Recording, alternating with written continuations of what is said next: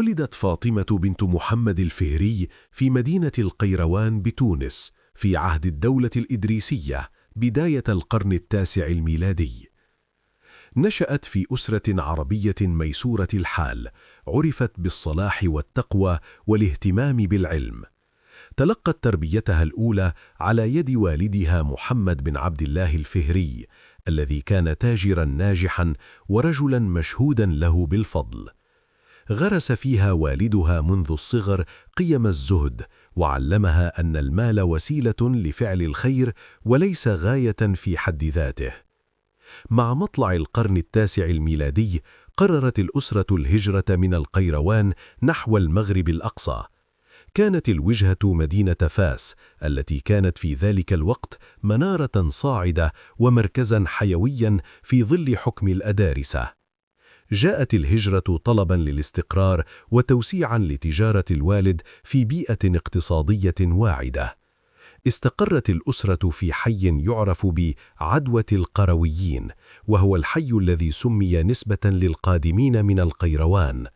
حققت الأسرة نجاحا تجاريا كبيرا في فاس، وأصبح اسم محمد الفهري من أشهر تجار المدينة.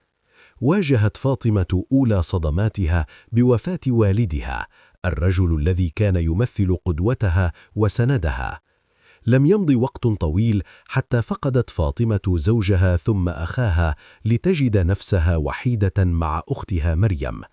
ورثت فاطمة وأختها ثروة ضخمة جدا، مما جعلهما من أغنى نساء فاس في ذلك العصر.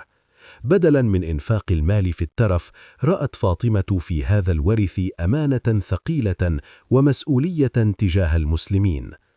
لاحظت فاطمة أن مساجد فاس لم تعد تستوعب الأعداد المتزايدة من المهاجرين وطلبة العلم. قررت فاطمة تخصيص ميراثها بالكامل لبناء مسجد كبير يكون صدقة جارية تخلد ذكرى والدها وأسرتها. في خطوة متزامنة قررت أختها مريم بناء جامع الأندلس في الضفة الأخرى من المدينة لتنافسها في الخير. اشترت فاطمة قطعة أرض في حي القرويين من رجل من قبيلة هوارة. أصرت على أن تكون كل مواد البناء، الرمل والكلس والحجر، مستخرجة من باطن الأرض التي اشترتها.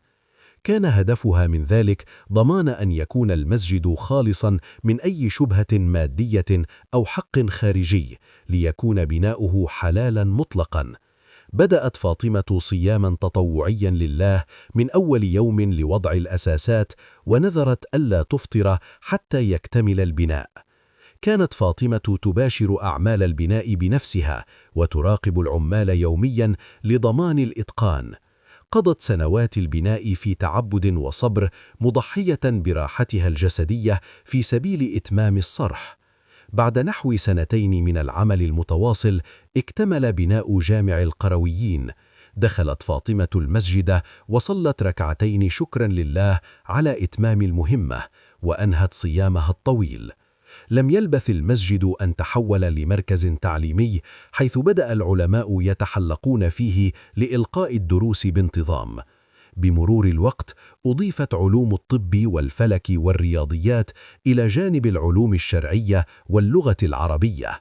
أصبح القرويون أول جامعة في العالم تمنح شهادات علمية، وسبقت جامعات أوروبا بقرون.